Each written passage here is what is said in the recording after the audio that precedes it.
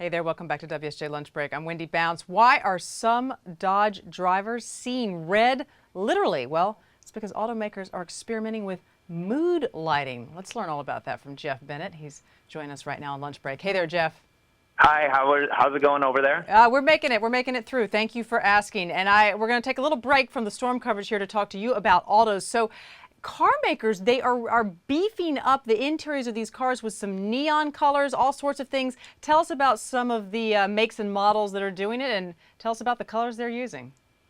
That's right. What we're beginning to see with the latest round of models coming out is that the U.S. automakers are now getting into the ambient lighting scene, using a lot of light-emitting diode lights to add a little style on the inside. And what you're beginning to see is some what we saw in the Chrysler Dodge Dart. Right. It has now ruby red kind of a strip around the cockpit area, while Buick is turning to ice blue and painting this kind of stripe of ice blue light through the interior, starting at one passenger side door, wrapping it around the cockpit and bringing it back to the driver's side door.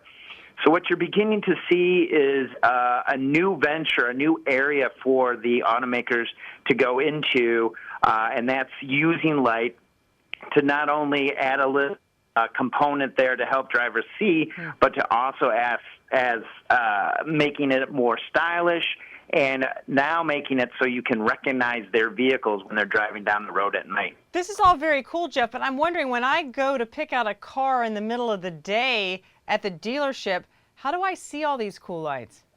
Well, that's going to be the tricky part for a lot of dealers. And what we've heard is that some dealers, most dealers say, well, we can't show it off at the daytime. However, a lot of dealers are open at night. So when customers traditionally make one or two stops to kind of check out their vehicle, now that might be the hook they need to say, hey, why don't you bring the wife, bring the husband back? Let me show you the car again at night. We got some cool things we can show you. So we'll have to see what the dealers will do here. I mean, perhaps the smarter ones may even open up kind of a dark room of their own and wheel the car in there and show off the lighting. Right. They're using LED lights, light-emitting diode lights, I presume. Jeff, are the prices falling on these lights to enable the automakers to put these sort of ambient lights, this mood lighting in the cars, without jacking up the price too much for those of us looking to buy a new car? That's exactly what's happened, is that the cost of that technology continues to drop. And that's why you're beginning to see this lighting come in.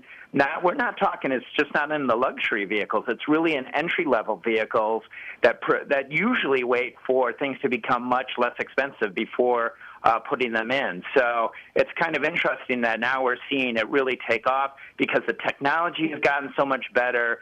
It costs them less, and they don't need as many lights as they used to a long time ago to make something work.